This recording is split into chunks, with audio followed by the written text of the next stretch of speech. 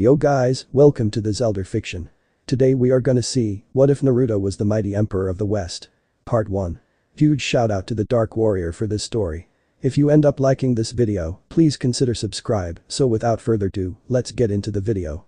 A regal-looking young man in his 20s with long spiking blonde hair wearing a loose-fitting orange robe with a Uzumaki symbol stitched onto the back. Under it, he wore a simple black shirt and red pants. He sat alone on the bench looking at his reflection in the pond. The young man sighed. So much has happened in my life. Leaning back, he looked towards the sky and closed his blue eyes, remembering what had happened to him as a child. Konoha Hospital 10 years ago after successfully retrieving Uchiha Sasuke.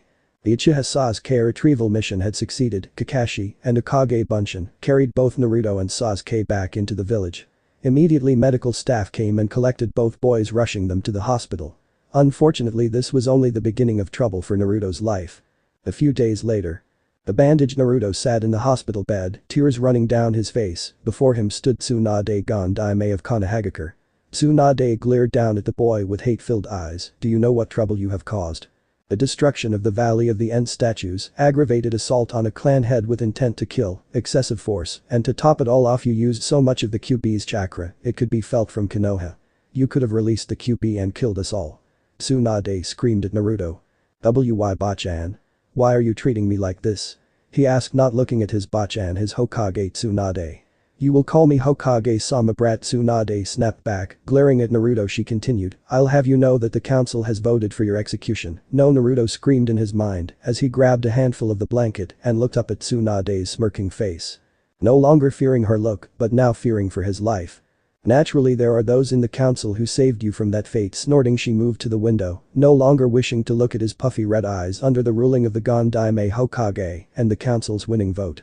You Uzumaki Naruto, once you fully recover, will have your chakra sealed up and you are forbidden from ever practicing the shinobi arts. Tsunade smirked as she turned to look Naruto. You will live your life as a civilian until we need you to die to save Konoha, and yes. You will never be Hokage. Smiling at Naruto, Tsunade walked out as she heard Naruto finally snap and begin to cry his heart out. Outside Naruto's room, Sakura stood there smiling as she had heard everything. Watching Tsunade leave with a smile on her face, she thought, you hurt my Sasuke-kun, a monster like you doesn't even deserve to live, she thought as she walked away, wanting to find and tell her friends what a monster Naruto is and how he is now easy pickings. A few days later. Naruto had snuck out of the hospital, leaving behind Akage Bunshin. As he walked through the markets, the civilians all looked on him and Naruto could hear everything they were saying. The demon got what he deserved. You know, it is becoming a civilian again. Perhaps we can start up the fox hunt again. Since the demon's not allowed to fight back, perhaps we can finally end it. Covering his ears, Naruto ran as fast as he could, beelining it for his apartment until he ran into someone. Thud, keeping his head down and covering his still healing body with his bandaged arms. He waited for the eventual yelling and possible beating, but instead heard the one thing he least expected. Hey kid, are you alright? Opening his eyes and looking up, he saw who he had run into. He was shocked. This guy is huge. He's standing taller than Hirosenin. And his hair is longer as well. Nice coat, and whoa, what a scar, Naruto thought as he looked on in silence. The stranger before him squatted down in front of him and waved his hand in front of his face. Hey kid, everything okay? Naruto only nodded an okay, that's good, let me help you up. The stranger then suddenly grabbed the back of his jumpsuit and helped him up. Thank you, Naruto replied before he tried to walk past the stranger but was stopped by the sudden shouting of the civilians. Are you going to let the demon do as he wishes? Punish the little monster for running into you. Someone get a shinobi and tell them we saw the demon assault a traveler. Naruto kept his head down and covered his ears, trying to run past only to top when he felt the stranger place his hand on his shoulder and hold him there. The civilians cheered, hoping to see the brat get beaten again, but the area went dead quiet in an instant as the stranger filled it with his killer intent. Moving Naruto behind him, scum like you are the reason why the mighty fall so fast and so low, and with that he held onto Naruto's shoulder. He shunshined away. Two Anbu agents revealed themselves and began to run off towards the Hokage's tower to report what had happened. But both Anbu were unaware that two sets of eyes were watching. One black eye and a set of ice gray eyes who all disappeared shortly after. Atop a building a short distance away. Letting the kid go, the tall stranger smiled and sat down, putting his hands up submissively. The name's Yumi, and I don't mean you any harm, offering a hand to the kid. Naruto kept his head down as he didn't want Yumi to see the sadness in his eyes and heart. Yumi could feel the uneasy tension in the air. Smiling gently, he looked over the boy who still had refused to lift his head up. Well, where I'm from, it's a sign of a beginning friendship to learn what one's name is, so may I ask for your name, kid? This seemed to snap Naruto out of his mood as he slowly looked at Yumi. The name's Uzumaki Naruto. The short second eye contact was all Yumi needed. He could see the sadness within this boy. He is barely a teenager, and yet why does it seem he shoulders the weight of the world on his shoulders, Yumi thought to himself. Then an idea struck and Yumi began to grin. Tell me Naruto, where can one find a good meal around here? My friend and I haven't eaten a decent meal in over a week. Naruto's lips twitched into a small smile, then his trademark fox grin, and the brightness of life showed in his eyes. Of course I do. Ichiraku's ramen stand is the only place you should eat. Naruto proudly yelled as he widened his arms and waved them around, wincing in pain as he forgot that he was still recovering. Yumi let out a good laugh. Careful there kid, and quickly picked up Naruto and sat him on his shoulder. Whoa Takai-san, don't drop me. Naruto yelled as he was lifted up quickly. Don't worry kid, I will not drop ya, and with that leapt off the building. Now which way, my ramen bloodhound? Naruto pointed to their left and Yumi began to walk that way. On top of the building next to where Naruto and Yumi are talking. Kakashi had appeared on the opposite building the moment the stranger had brought Naruto to and was eavesdropping in on the conversation. Who are you really, Yumi? Kakashi thought as he watched from the shadows how this stranger Yumi seemed to brighten up Naruto slightly, and Kakashi smiled slightly under his mask. Better collect Naruto and return him to the hospital before Tsunade-sama gets to him, Kakashi whispered and prepared to jump down. You know it's rude to eavesdrop on a private conversation and planning to crash their meal. Kakashi froze as he heard someone whisper softly into his ear as he felt a finger push against the back of his neck. How did she sneak up on me?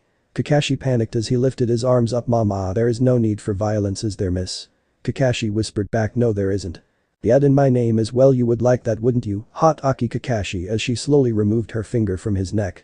Kakashi spun around, kunai drawn, but saw no one around him. How did she do that? Kakashi thought as he quickly shunshined away. Ichiraku's ramen. Yam tried to sit on the stool provided as casually as he could, even though his knees were hitting the table. Damn my bloody height, Yumi growled as he tried to sit down comfortably. Naruto looked upon Yumi with a more interest besides his height all and his ridiculously long hair. He's wearing a plain black traveling coat and black shinobi pants. He's got that long scar over his left eye. Other than that, don't see any kind of weapon on him. What else he is capable of, Naruto thought as he watched Yumi try to sit down comfortably. Oh, customers welcome too. Naruto, aren't you supposed to still be in hospital? Ichiraku asked as he appeared from the back of his shop and shook his head as he looked at Naruto. Even when you're broken or near death, my ramen always brings you back. Maybe I should use that as advertisement. Ichiraku laughed as he pulled out two menus. Now what would you two like? Yumi smirked as he placed the menu to his left. Don't you mean three? As suddenly in a swirl of water around the stool to Yami's left, revealed a young kunoichi in a light blue traveling kimono, long white hair like Yamis, and you thought I'd let you have ramen alone, hey Yami? She giggling before leaning forward and waved friendly to Naruto. Hi there blondie, name's Yuki, slapping Yami's back. I see you already meet my traveling mule. Naruto cracked up laughing as Yami turned and glared at Yuki with his poison green eyes. And who do you think is going to pay for all the ramen you're going to eat, Yuki-chan? Yami replied with a grin. Throwing her arms up, Yuki yelled, I'll be good, I'll be good. Chuckling and letting Naruto get back on his stool, the three made their order and began to eat their meals. 5 minutes later, Naruto had eaten 2 bowls where Yami and Yuki had both eaten through 3 bowls each. Not fair, Daimyo. Naruto cursed as he watched his new ramen-loving friends devour bowl after bowl of ramen. If I wasn't still injured, I'd be on my 5th bowl, now getting a chuckle and a giggle from said ramen lovers. Well, as I said kid, we haven't eaten in over a week and we are starving. Yuki grinned. Ration bars suck. They ruin my figure, she said as she took her 4th bowl. The nose of Ano's. Yami, can you tell me how you got that scar over your eye? Naruto asked before he began to drink down the broth. Yuki stopped eating and with puffy cheeks looked to Yami, who was gently running his finger down his scar, and sadly smiled that my friend is for another time. Returning to finishing off his bowl, he looked to Naruto and asked innocently, so why are you all banged up so badly? Get into a fight or something? Naruto dropped his head and went dead silent. Something bad happened, alright, Naruto all but whispered out, trying to hold back the tears. Sorry kid, I didn't mean to bring back any bad memories, Yami said as he reached out to pat his back, but instantly spun around on his stool and caught the wrist of someone reaching out to grab Naruto. Now you can't be so rough, Yami said as he tightened his grip on the arm of a Konoha jounin. Let go of me this instant or face punishment, the one-eyed jounin growled. Naruto turned around. Kakashi-sensei. What's happening? Naruto asked as he looked on in confusion. Naruto, as your sensei, I'm ordering you to get away from them now, Kakashi ordered Naruto as his other hand went into his pouch. These two are foreigners and possibly Nukenin. Yuki growled at Kakashi honestly. Do you think that just by looking at us? I mean, look at me, I'm gorgeous. As Yuki protested. Still, such hostility is ill-advised. I'm sure as peaceful visitors wandering shinobi or not, we do have protection rights, Yumi said as he let go of Kakashi's arm. In turn, Kakashi grabbed and pulled Naruto behind him. Ignoring his short cry in pain as Kakashi brought a kunai in front of him, I don't know who you both are, but you are not allowed to interact with Naruto, as Kakashi slowly moved away from the two. And who are you to say that? Everyone was treating him like shit, so I decided to be nice and give him a free meal, and since I'm showing kindness I'm being told to stay away. Yami growled as he dropped a wad of ryo onto the counter as he turned his full attention to the one-eyed jounin. There are reasons that are beyond your allowed knowledge as to why he is treated as such, Kakashi replied as he began to back off with Naruto behind him. Kakashi-sensei. Stop it, they are nice and aren't doing anything wrong. They are my friends. Naruto tried to protest. Don't believe that for a second, Naruto, they could be spies for all we know. Until they are cleared by Anko and Ibiki, Kakashi replied. Spies?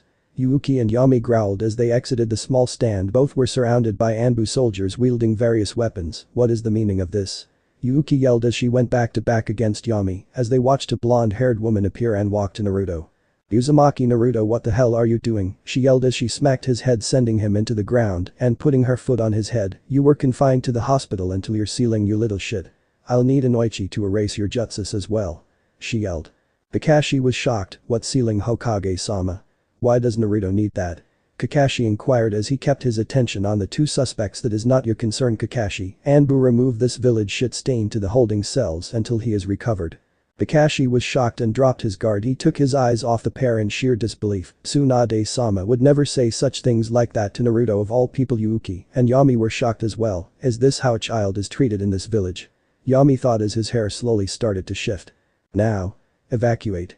Yami yelled as he dropped several smoke bombs from his hair, exploding dark purple smoke around the Anbu. Yuki, knowing what he meant, and lunged between Tsunade and Kakashi. Dropping her own smoke bomb, she went at Naruto, grabbing him and jumped towards Yami, who grabbed her and promptly shunshined away. Outside Konoha's gates and began to run off. Naruto over his shoulder passed out.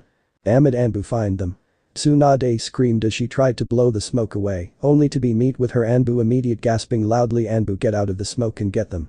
She roared again, ignoring the obvious signs that Kakashi picked up on, immediately flashing through several hand seals ton.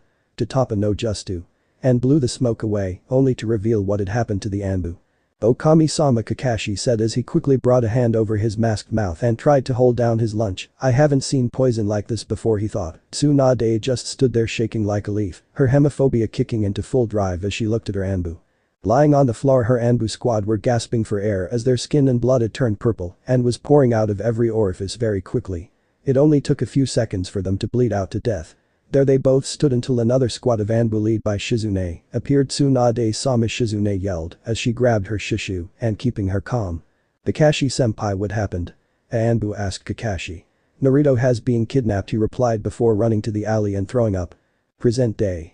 As Naruto relaxed on his bench contently sleeping, a pair of ice-gray eyes locked onto the sleeping figure on the bench, grinning too perfect, Yuki thought as she snuck up and with evil glinting in her eyes, she raised a water bomb above her head. Payback's a bitch. She yelled as she slammed it onto Naruto's head. Ha, gotcha.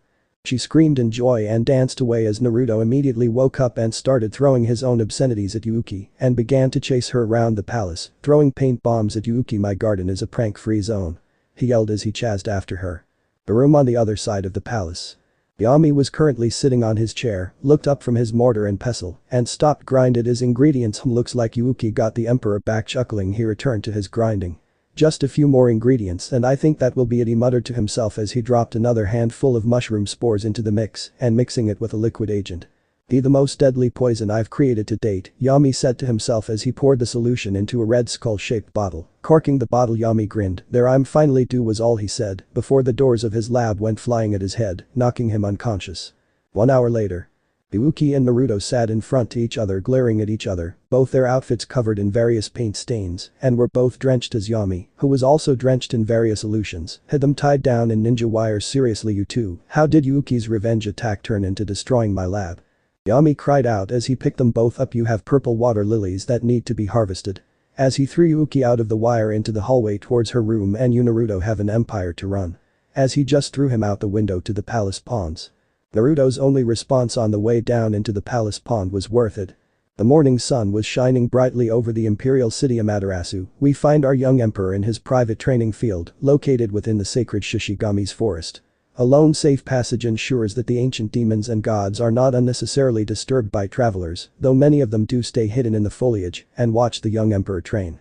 His Majesty sure does attract quite the attention these days, said a man dressed in a tight-fitted suit, smiles as he adjusts his monocle and looks into the forest. Walking down said path towards the emperor's training down. I should really encourage sir to stop traveling so deep, surely he is bothering some of the ancient guardians, he spoke to himself as he began his journey to the clearing.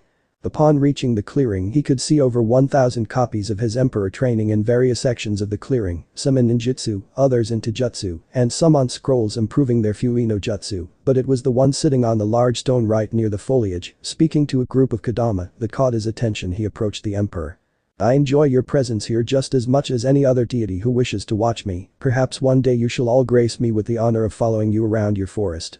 Naruto asked, smiling to the small spirits from his sitting position, to which they all began to click their heads happily.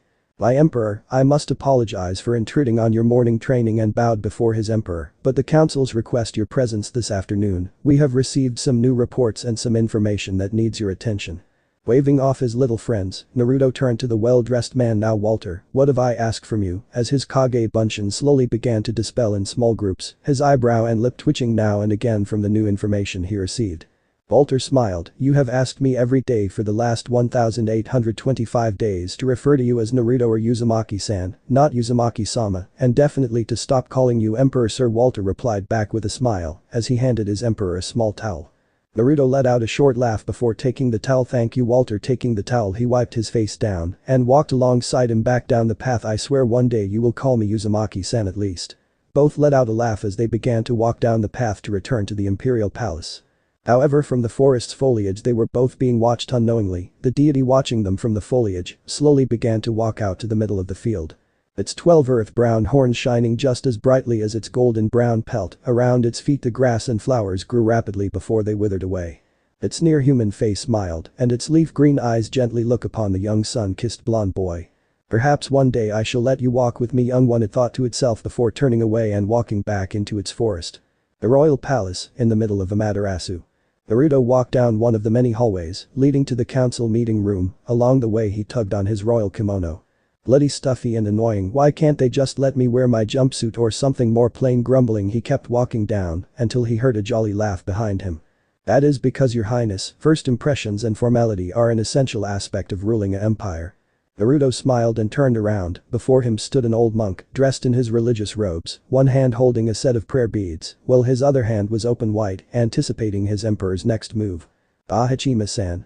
It's wonderful to see you again, embracing his most trusted and dear old friend in a hug. Together they walked to the council meeting, engaging in small talk between. So Hachima-san, how goes your acolytes of the Brotherhood? Naruto inquires as he walked with him. Hachima chuckled as he placed his prayer beads inside his robes and proceeded to pull out another set which wound itself around his arm on its own will. Ah, the Brotherhood grows stronger every day, Naruto-sama. Hachima grinned, and if you would like to know, the sisterhood led by Toyoko-sen is growing just as strongly. I am representing her for today. She is unable to attend today's meeting due to personal reasons.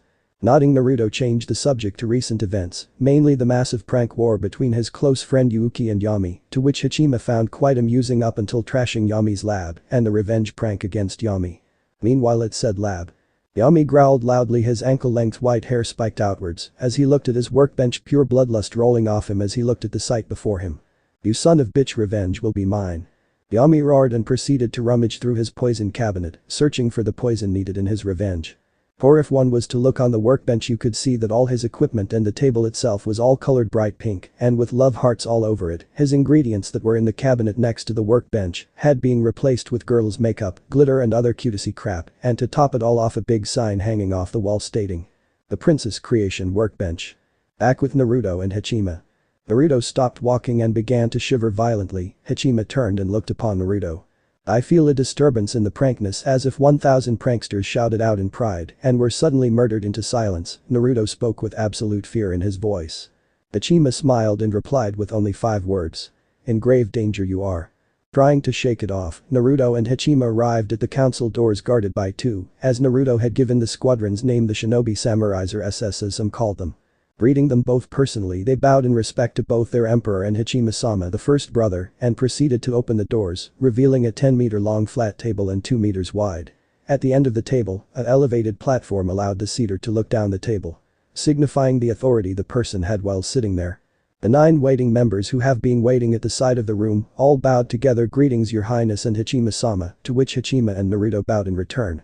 Taking his seat, Naruto smiled smugly and tapped the hammer on the little wooden anvil. Naruto smiled. I love you little hammer, he smugly thought to himself.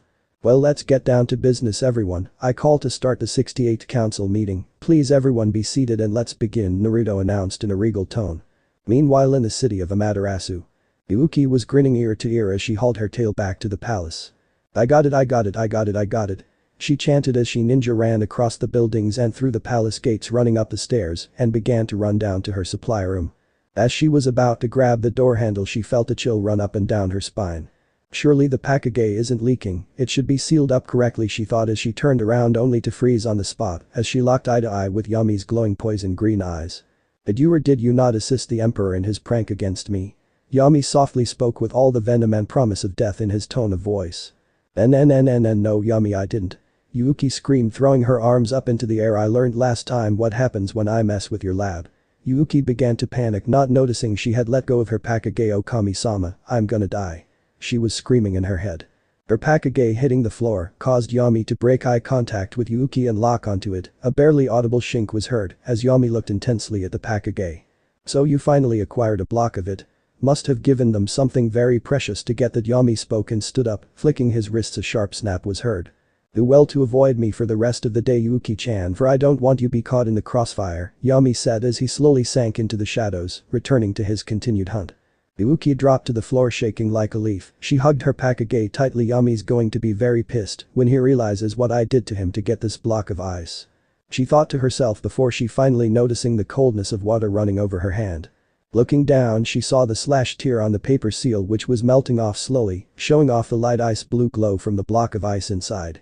Back in the council room. And that is the report on the marketplace and real estate, Your Majesty, a council member proudly reported.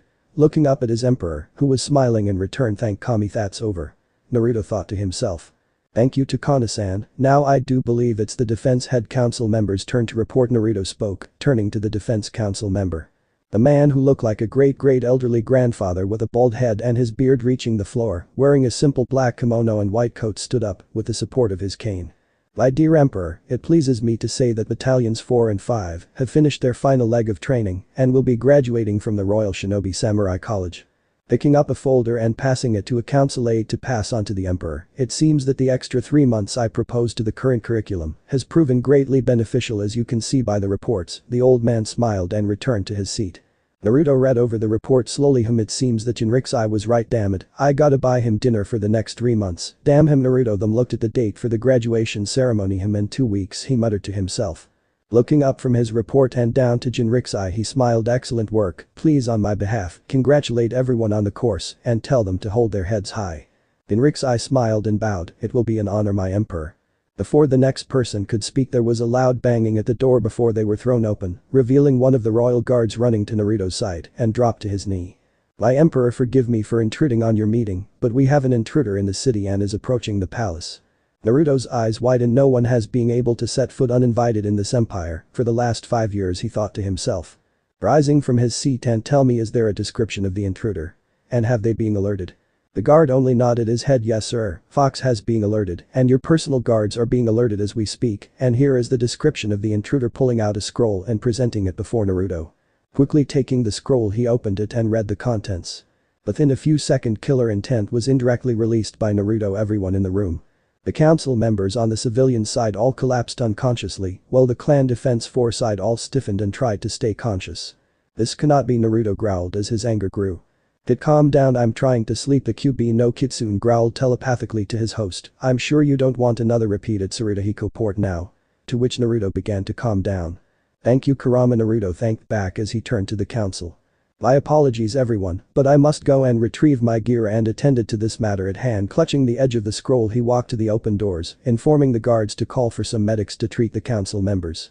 I call this meeting on hold until this has been dealt with, and with that Naruto left the room and saw his personal guard Yumi leaning against the wall. Sorry Yumi was all he said before hurrying to his chambers, dropping the scroll in the process.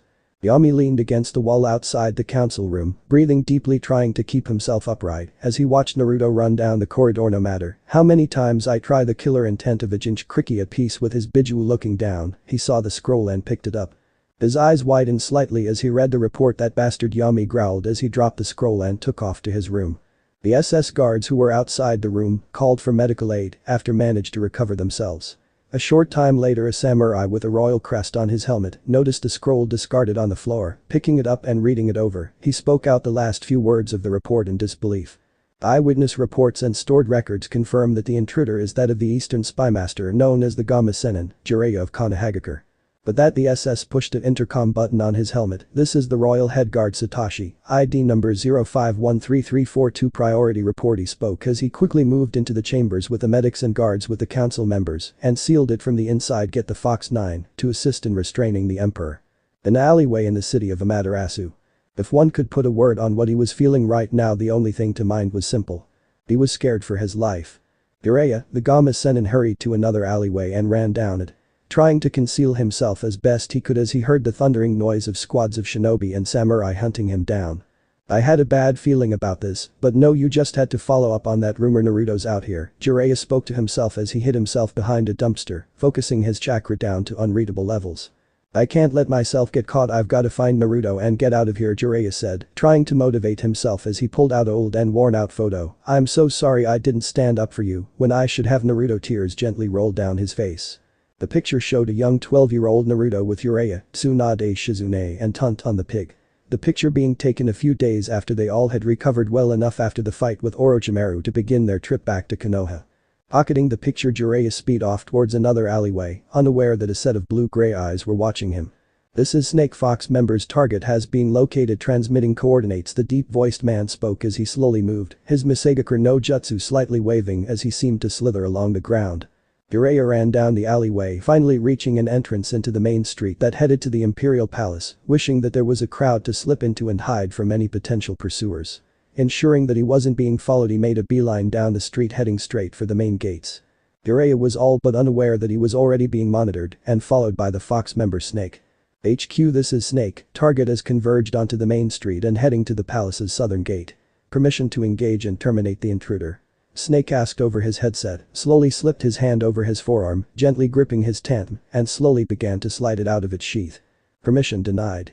Engage in non-aggressive tactics as the department wants to get their hands on him and find out why he is entering our lands. Should he enter the palace, break off and regroup in chamber, Prime Emperor's personal guards will deal with him. After sheathing his tanto and ensuring his cover was not blown, Snake began to follow the intruder towards the castle, his hand resting on the Fukiya o his hip, and proceeded to follow the intruder. Imperial Palace southern gate. Jiraiya slowly approached the gate wall. Damn, now that's a well-built wall, Jiraiya muttered to himself as he looked up the 20-foot wall guarding the palace. Might need some help here. Quickly biting his thumb, he summoned a large toad. Hey Gamatsunoko, can you help me over the wall? The toad croaked loudly and beckoned Jiraiya to climb onto him. Hold on, Jiraiya-sama, the toad spoke just as it prepared to jump. That's when Jiraiya heard the soft pop and felt a sudden pain shoot through his left eye. Looking down, he saw a 1-inch sendon needle sticking into it. Should go, Jiraiya yelled, quickly pulled the dart out and estimated its trajectory, and saw a man in what looked like a gray snakeskin pattern bodysuit, taking aim with his Fukiya. The Matsunoko leapt into the air just in time as another senbon needle impeded itself into the wall. Should he spotted me, Snake mumbled with a blow dart in his mouth, quickly forming a few hand seals.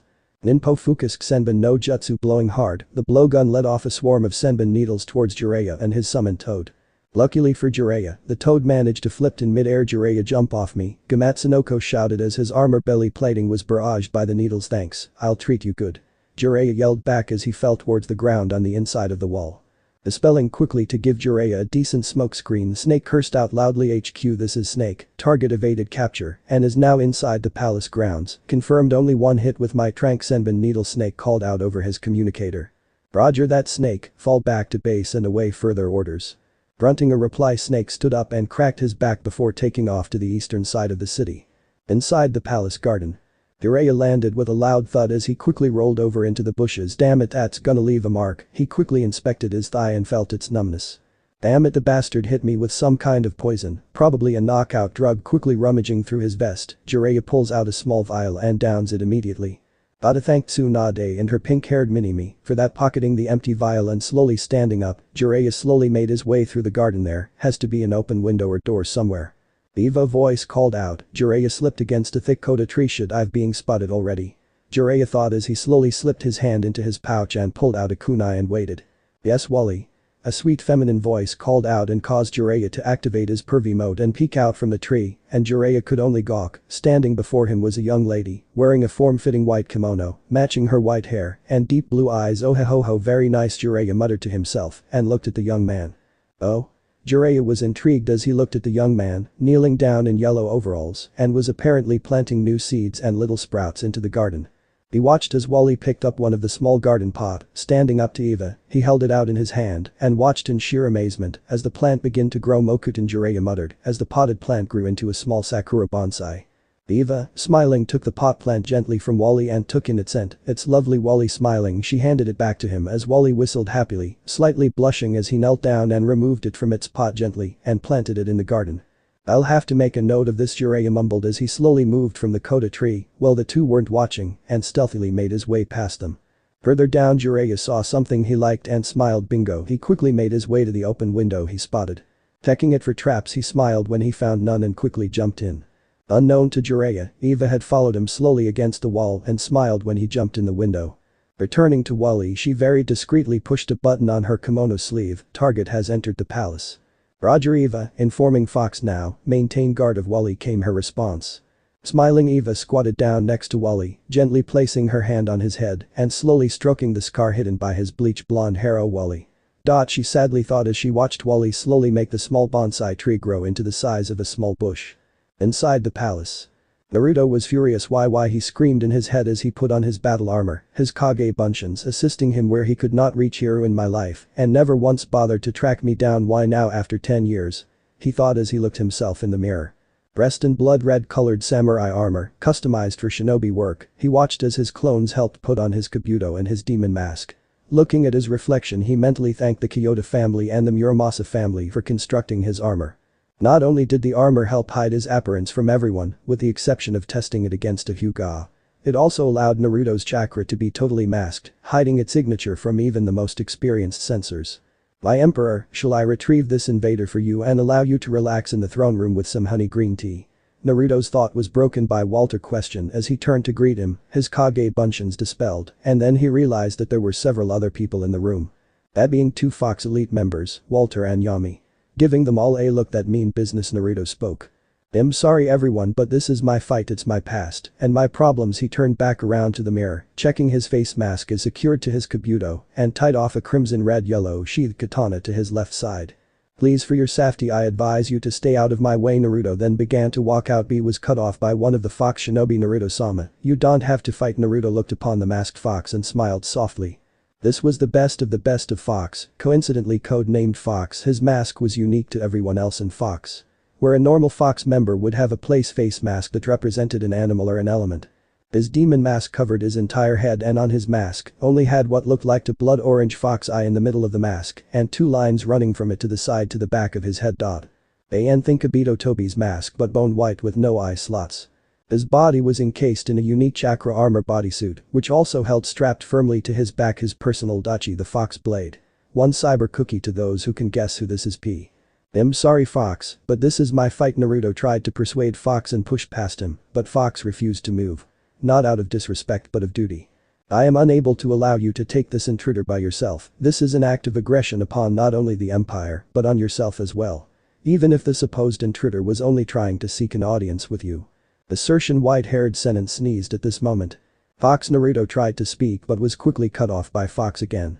You have brought peace and prosperity to this land and we are the ones who will be your hand of force in these times of peace. He stood in front of his Fox squad and continued. We swore on the day when you took the throne and made this broken country become the flourishing empire it is today. We opening his arms to indicate the Fox members and Yami in the room. We would fight for your behalf. You need not have to fight anymore. Silence hung in the air for a moment, then a Fox member wearing a mask representing lightning stepped next to Fox. You have suffered so much, now it's our time to fight, a raspy voice spoke behind the lightning mask. Our swords and our lives are your instrument and tool of justice and peace. Another cookie to those who can guess who this is. Inazuma Naruto was flabbergasted. Behind Naruto's mask, tears started to form. Such loyalty is not received, but given freely. Kid remember the Kurama spoke to him before returning to his sleep. You know you can't win against them, Naruto. Yami sighed. They all swore a blood off the day you saved them all, remember? Naruto nodded, remembering how he came across the now members of Fox and how he saved them all from their personal hell. The Fox members all knelt down, various weapons drawn out and held over their heart. Command us, and we shall deliver, they all spoke at once. Bowing their heads down to their emperor. Sniffing loudly behind his demon mask, Naruto removed it, tears rolling down his face. Thank you, all of you, though the result was not what he expected. Everyone in the room laughing their heads off. What are you laughing at? Naruto roared as Walter, while trying to refrain from laughing, pointed to the mirror, to which Naruto looked into and froze solid. His face was covered in women's makeup, making him look like a geisha, though it was running down his face because of his tears. But it was across his forehead, in highlighted purple, the glittered words of the prettiest princess. Turning to the group, his eyes locked onto Yami and glared at him. Seriously? Now of all times? Well, you did give me the instruments of my revenge. Yami roared with laughter, to which Naruto surprisingly joined in and laughed as he remembered supplying Yami indirectly with the makeup. Thank you, everyone, smiling and sitting down as Walter suddenly appeared by his side, wiping off most of the makeup, mainly the purple title on his forehead. Oh, wait in the throne room, Emperor, and we will bring him to you. Walter's ice-cold voice rattled through the room as the sound of twanging wire was heard as Yami flicked out his hidden blades. I have a bone to pick with him as well, and it will be fun to see how my new texture bill goes against my new poisons, Yami evilly chuckled. Then it hit everyone. Where's Yuki? Naruto asked before they all heard a high-pitched male scream, and all the men for some unknown reason covered their groins in fear.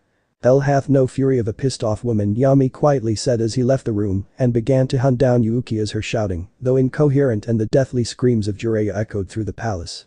One by one the members left the room, with Walter being the last. Your tea will be awaiting your arrival in the throne room, Emperor. Bowing, Walter shut the door and hurried off, leaving Naruto alone, assuming he would proceed to the throne room.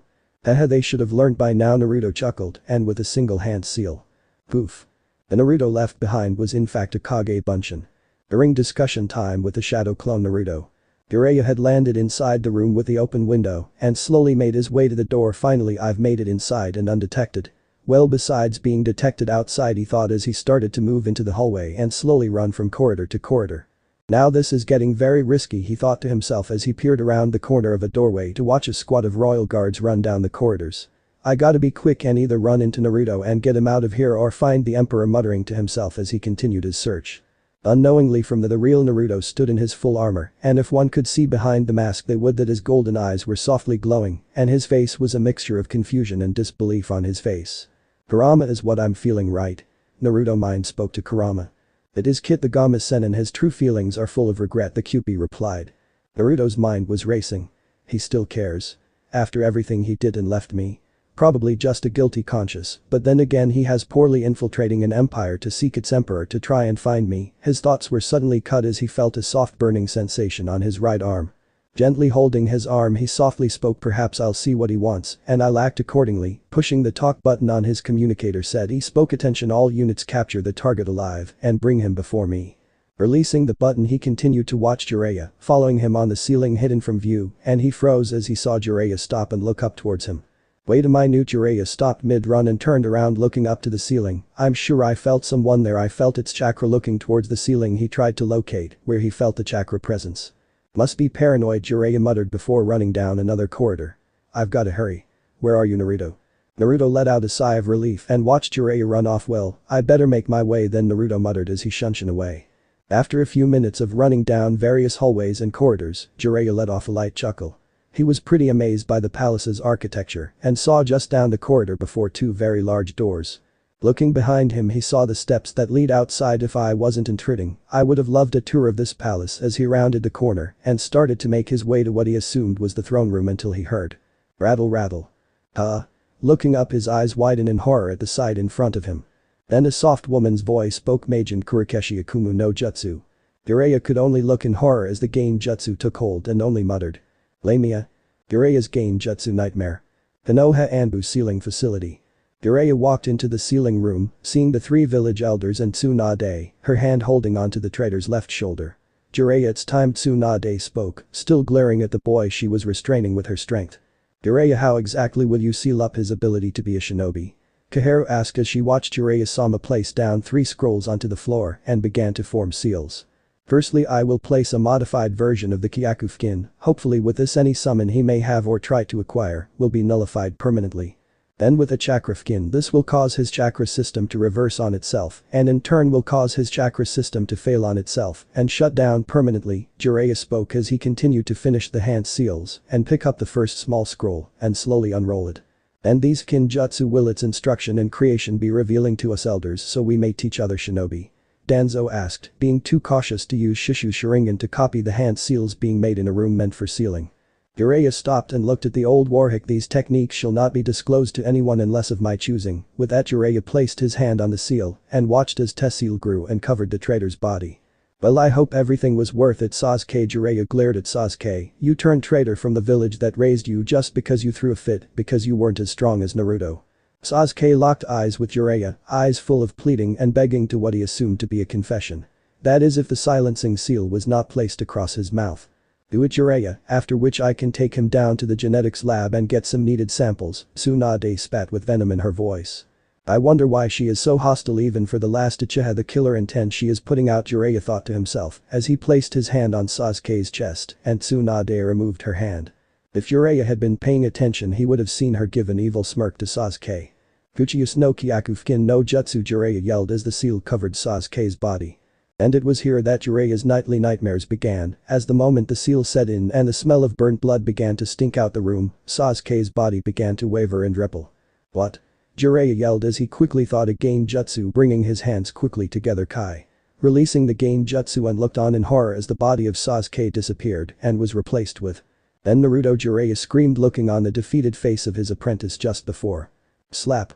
Jiraiya awoke to the sudden pain shooting through his face before something poofed in front of him and covered him in smoke. When it cleared he saw Kunoichi glaring at him, her hands flying through hand seals, and sensed a squad of what he assumed to be the Empire's version of Anbu or the Royal Guards. Either way he knew what to say. I fucked it up, Jiraiya muttered as he slowly stood up, raising his hand, surrendering himself to the Kunoichi. Jiraiya, Gama Sennin and Spymaster of the Eastern Land Konoha.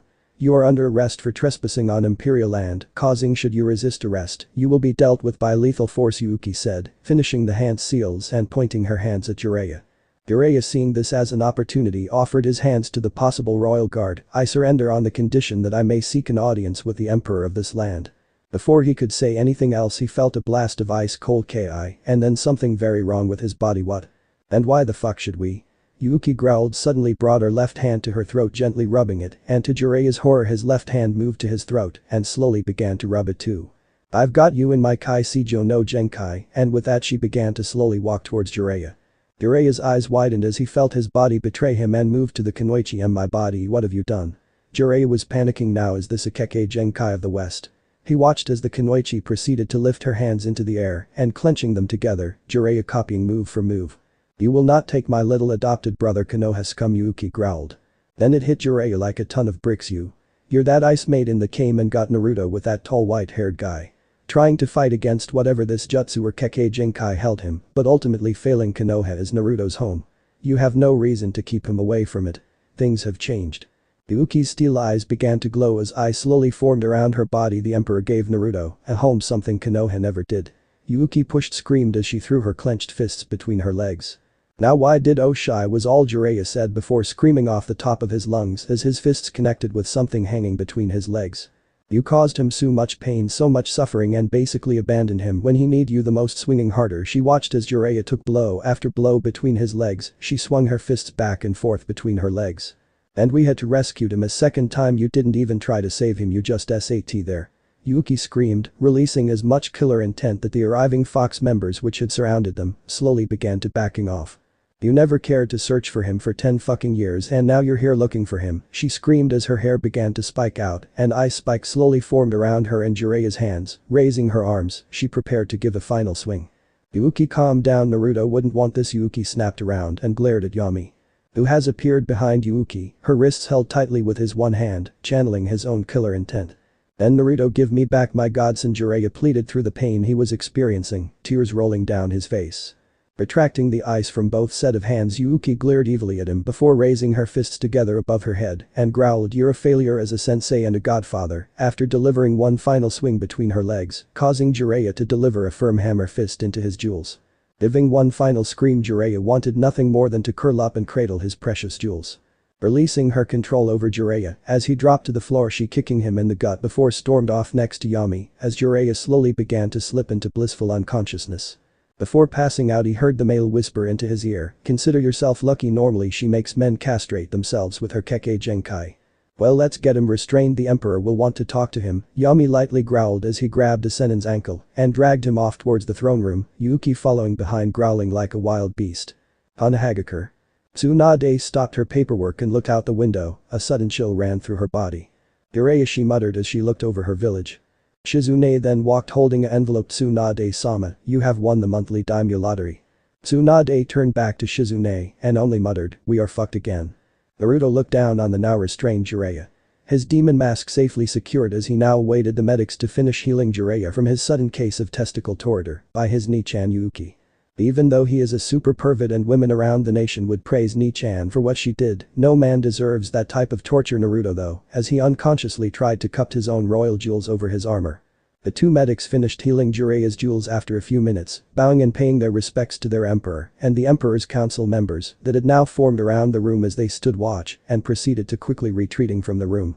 The council members, who were seated on a running table along the wall, chatted softly among themselves as they waited for the prisoner to awaken and be questioned by their emperor, who was sitting in his simply constructed maple pine throne with his Ni-chan Yuki and his Oni-san Yumi standing guard next to him, that and his personal fox unit hiding in the shadows throughout the room.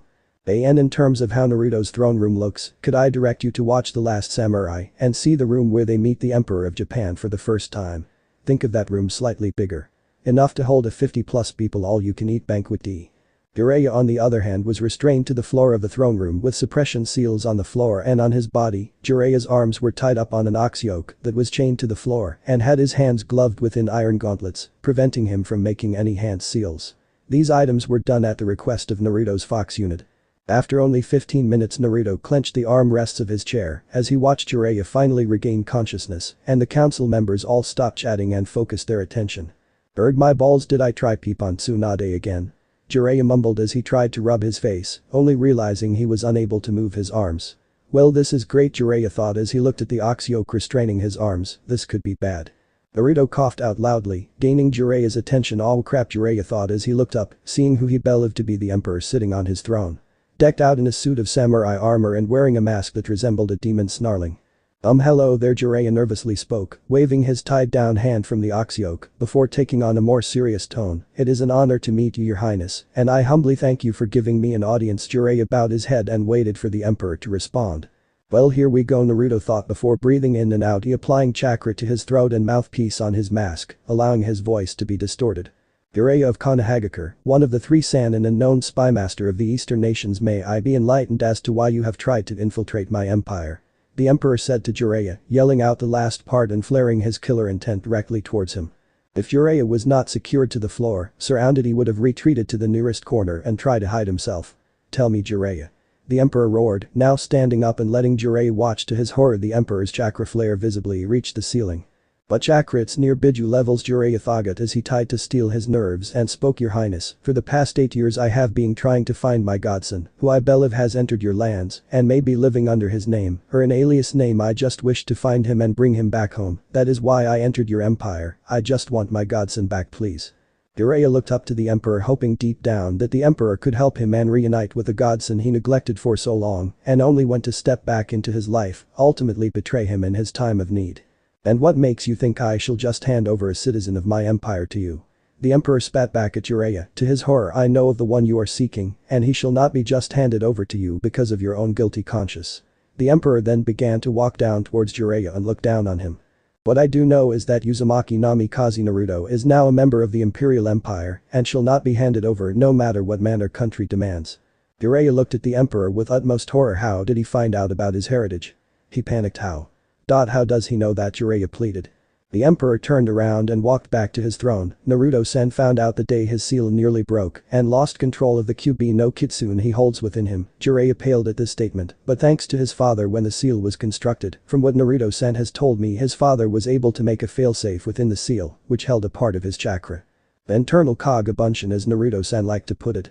Sitting down on his throne the emperor laid his head back against his throne. The chakra of his father was able to help Naruto regain his control and rebuild the Haki no Fukin Shiki at the cost of sacrificing all his remaining chakra. Looking back down at Jiraiya, so tell me, why should I return him back to not only you but to Konoha when you removed his ability to summon? Are you going to finish the job and seal all his chakra off? And condemn him to a fate where his very existence is nothing but a bane on everyone's life until the time is called for him to die so that the many can live? Jiraiya was flabbergasted. Minato, you thought that far ahead. Shaking the thoughts out of his head, Jiraiya found the courage to yell, how dare you? You have no idea what I have been through.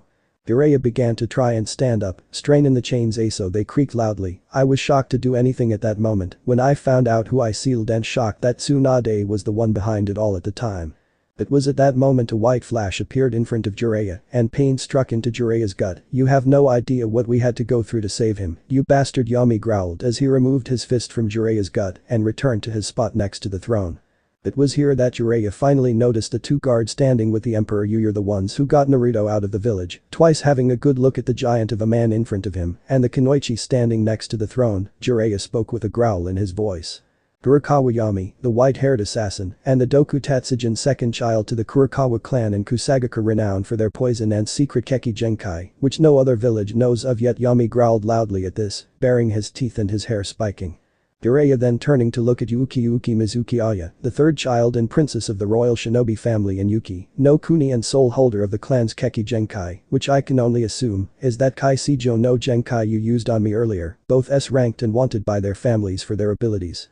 Yuki glared at Jiraiya. She hated being referred to as princess and being reminded of her origins. Yami simply glared back at him. Be glad you're not my poison testing gerbil, as he flicked his blade in and out of his wrist. The emperor waved his hand and in an instant, Izanama and Fox jumped down and secured Jiraiya. So tell me then, Jiraiya, what do I not know of Konoha besides them abusing Naruto and my two faithful guards rescuing him? Jiraiya glared at the emperor. Fine, I'll need a chair or something to sit on, and if it's not too much trouble, can you release my arms please? The emperor just waved his hand and Jiraiya found the okay yoke instantly removed. Fine, but you must sit on the floor. Grumbling about nothing comfy to sit on, Jiraiya sat down. Okay, where to start? I guess I should start it when your guard's gate crashed the ceiling. Flashback no jutsu. Hanahagakur ceiling room 10 years ago. Then Naruto. Jiraiya screamed in horror, turning to Tsunade. He finally saw the smirk on her face. Tsunade, what is the meaning of this? He was suddenly met with Tsunade's fist in his face, launching him across the room, his heel catching the scroll laid on the floor and pulling it along with him. That is Gondai Hokage to you, Jiraiya. Tsunade sneered back. Now you will finish the sealing of Naruto under my orders. Tsunade then walked over and grabbed Naruto's shoulder. Oh? Tsunade smiled evilly at the look of Naruto's face. Given up hope already? Good. No one is going to save you. Turning to Danzo she spoke. Under the order of the Gondai Hokage, I order you, after we get the needed genetic samples and sterile him, you shall put this brat through your emotionless training and turn him into an obedient weapon. Pushing Naruto to the ground, she then started to walk over to Jiraiya, who was slowly getting up. Finally, I have my weapon, Danzo pleasantly thought as he looked over the broken form of Naruto. You shall help me become Hokage of this rotten village, and I shall bring it to even greater prestige. Smirking, he tapped his finger against his cane. Things are pleasantly going the way I wonder why Tsunade Haim is acting like this. Oh well, the sooner I can have the QB brat under my power, the sooner I can take Konoha for myself. Jiraiya pulled himself out of the wall and spat out a tooth from his mouth. Looking up, he saw Tsunade approaching him with a grin. Tsunade, what's gotten into you? Jiraiya groaned as he grabbed the scroll around his foot. Why are you treating Naruto like this? With the scroll rolled back up, he slowly stood up, seeing Tsunade glare at him. It is not your concern to question your leader. Now you will finish sealing off his chakra. Jiraiya. Tsunade cracked her knuckles in a clear threat to Jiraiya. Do you have any idea what would happen if I did? Jiraiya pleaded in anger. If I set his chakra system to reverse on itself, it will reverse the QB's chakra on itself, and the Haki no Fukin Shiki could break and release the QB. Tsunade snorted and waved her pigtail back over her shoulder. I don't care, Jiraiya, you will do as I say and make sure the seal doesn't break. If it does, you can seal a newborn baby with a QB. Turning around, she began to walk away. Jiraiya was stunned and stood on the spot paralyzed. "You're not Tsunade, no way Tsunade would treat Naruto like this," he thought as he clenched the scroll in his hand. Tsunade walked up to Naruto and pulled his hair so he would look her eye to eye, "And don't forget, brat. I want my grandfather's pendant back. So you better tell me where it is." Naruto chose to do nothing but look right back at her with his cold dead blue eyes. Tsunade snorted again and threw him onto the floor. "Tsunade-sama, you shouldn't treat him so roughly. If he passes away then the QB could be released and kill us all," Koharu warned Tsunade, to which she only glared back at her. It was here they finally noticed the ground beginning to shake and a terrifying roar seemed to echo through the room. "What on earth?" Hamura yelled out before the ceiling was smashed in and light flooded the room. "Naruto!" Yuki screamed out, standing next to Yumi on his personal summon. Hong smashed the building. Yumi yelled out as he jumped down and made a beeline for the prone figure of Naruto. Hong roared and slapped his chest as he began to smash the remaining of the building as Yuki began to launch Suiton.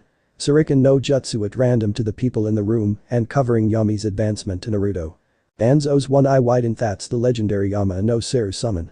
The other elders paled. "I thought Konoha held the only true Seru contract." Hamura yelled out as he, along with Koharu and Danzo, made their way to the exit.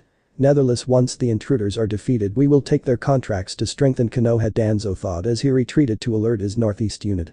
Tsunade was furious. "How did you get in my village again?" she screamed as she smashed her way through a Shuriken and charged at Yumi, who in the confusion of the crumbling building and Yuki's jutsus, had finally managed to reach Naruto. Yumi smirked as he let his hair coil around Naruto as he gave the Hokage a creepy smile. "Simple, I let Kong knock on the front gate." Tsunade screamed as she launched a chakra-charged super punch at the white-haired intruder. "Die!" she screamed. Tsunade could only to watch in horror as the world went into slow motion as Yumi made the slightest move to his side, completely dodging her fist. "Gotta be quicker than that, Obachan," Yumi teased as he spun around jumping away and quickly began to running up the wall and onto Kong's arm. "Kong, let's get out of here." Kong replied with an alrighty roar, swiping his massive paw he sent Tsunade into the opposite wall. Turning around, Kong began to run through the village towards the front gate that he knocked open. The village was in a state of panic as Kong began to run through the village. Various Konoha shinobi were casting what jutsus they could, only to see nothing seemed to affect the summon at all. Letting out a bellowing roar, Kong charged down the main street. "Nearly there, hang on." Yumi tried to yell over Kong as he charged down the main street towards the gate. Kakashi suddenly charged from an alleyway. "Kiri." He yelled as he managed to thrust his jutsu into Kong's left thigh. "Give back, Naruto." Kakashi yelled as he jumped up onto Kong's back and charged up. "Blasted human," Kong roared as he hopped on his right leg. "Next hit will cause me to return, Yumi." Kong roared as he started to continue to the gate a bit slower. Yumi started to flip through Seal's ninpu. Kanashibari Dakujiri no Jutsu. Breathing in, Yumi exhales a large cloud of light purple mist engulfing Kakashi, catching him by surprise. Kakashi tried to quickly Kawarimi away, but inhaled a small amount of the poison as he replaced himself with a trash can. "Okami!" Kakashi groaned as he slumped against a wall. "What is this poison?" Kakashi thought to himself as he tried to regain control of his body. Panting, Yumi clings to Kong's neck. "Kong, pants, we gotta get out, pants heavily of here, pants I am running low," Kong replied with a growl and began to charge at the now broken open gate. Yuki looked back at the now crowded street of shinobi. Lightly growling, she pulls out a storage seal and with a chakra covered foot slams her foot down on it as she releases her jutsu Suiton. Bakusui Shima no Jutsu, releasing the water sealed in the scroll and blasting the wave of water down the street. "That should keep them off us for a moment," she yelled as wrapped her arms around Yami's hair, holding onto Naruto's hidden body and around Yumi's arm. Kong slowed down as he slowly moved over the broken gates, minding his left leg when all three of them heard Mokuton. "Makise case no Jutsu." Kong roared in pain as wooden beams wrapped around Kong's injured leg. "Release your captive and surrender yourselves or you will all be executed," a voice commanded. Kong turned and looked down to see emerging from the ground an Anbu with a cat-like mask. One hand seemed to be embedded in a beam of wood while the other held onto his sheathed chakan. Kong roared, "You dare try and restrain me? You shall taste my fury," lifting his very muscular arms high in the air and began to channel a very large amount of chakra into them. "Doten. KMZM Kudaku no Jutsu." And slammed his arms into the ground. A few seconds later, a massive earthquake rocked throughout Konoha, causing many of the damaged buildings from Kong's charge and Yuki's Bakusui Shima no Jutsu, and more shockingly to those who watched, the four Kage heads on the cliff all fractured. During the earthquake, the cat-faced Anbu was unable to maintain his control of the jutsu and keep his balance as the summon proceeded to break the wooden binds and run off away from Konoha. And throughout all this, Jiraiya sat on top of the Kage cliff, unable to comprehend what has happened in Konoha.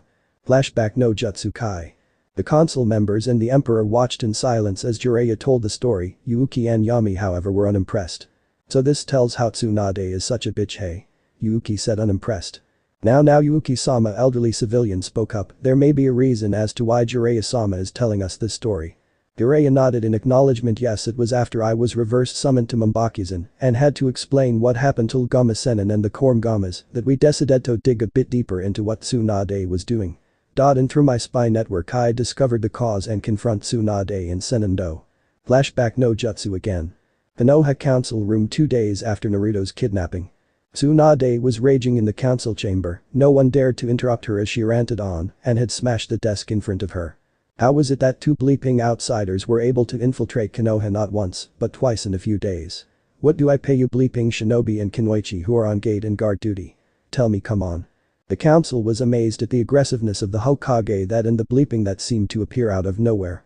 Hokage-sama Kaharu cautiously spoke. You need not worry too much, outmost skilled Oinin Butai are tracking them down as we speak. Taking a drink from the glass in front of her, what we should be asking is how we are going to keep this quiet from not only foreign powers, but from our own daimon as well. Tsunade gave Kaharu a dark look, but snorted in agreement. If worst comes to worst, we shall have the Yamanaka clan fix his memory to our benefit. The shinobi side of the council gasped in horror. Rising from his seat, Shikaku spoke. Hokage-sama, I think I speak on behalf of everyone here by saying are you out of your mind, yelling out the last part as he slammed his hands on the table. What you even suggested is treason. Tsunade just snorted. Is that right, Nara-san? Swan spoke in a very dark tone. Before anyone could answer or intervene, Jiraiya shunshin into the room with the Kormgama's ma and pa on his shoulders. Jiraiya, what is the was all Hamura could say before Jiraiya flooded the room with his killer intent and natural chakra.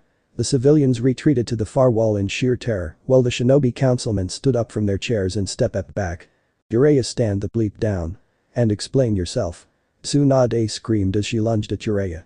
Only to be found in a throat-tight grip.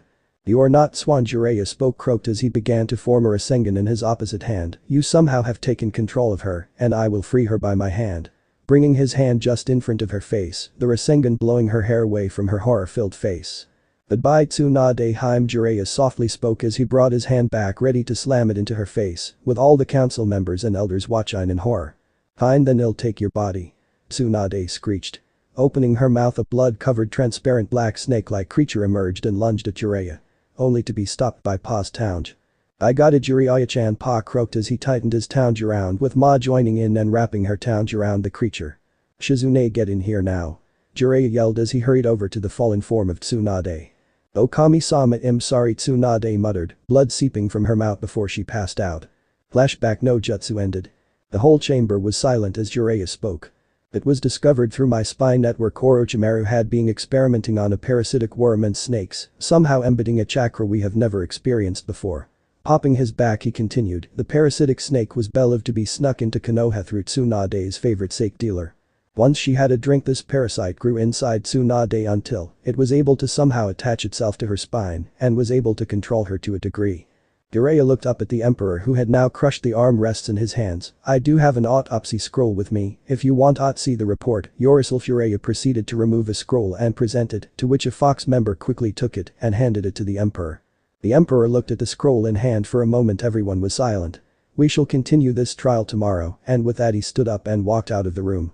It seems the emperor has moved to his private study to now make sense of what you have told us, Jiraiya-sama. The civilian council member spoke in the meantime. I'm afraid you will have to remain in custody with Fox until the emperor calls for you again. Jiraiya nodded sadly but still asked, can I see Naruto please? It was Fox who spoke. Only if the emperor allows it, and with that Fox shunshined Jiraiya away to the imperial palace's dungeon. After the council members had left the throne room and Yuki and Yumi were the only ones left, they sealed the room up and made their way over to Naruto's private study. Upon entering they found him slumped over his desk, his mask and kabuto dropped on the floor, carelessly reading the scroll given to him by Jiraiya. HIB, everything okay? Yumi asked as he placed his hand on Naruto's shoulder. Naruto turned and looked at both of his older sibling, tears running down his face, and choked out, I don't know what to do, guys. Jiraiya was brought and personally guided by his 2 fox guards down to the palace's dungeon, where after a few minutes of assisted walking, they finally reached his cell. Waiting by the cell door was 2 royal guards, and the moment Jiraiya was in front of the doors, a guard slapped a tag onto his chest. Jiraiya could only watch as the tag's ink began to spread across his clothes before sinking in and sealing itself onto his body. He was informed that dinner would be served in a couple hours before the guards locked up left him alone to his own thoughts. Jiraiya was not happy as he began looking around his prison cell. Jiraiya noted the plain bed, chair, table which were all bolted and sealed to the floor. The basic bathroom necessities were present, though there would be no privacy as he suspected.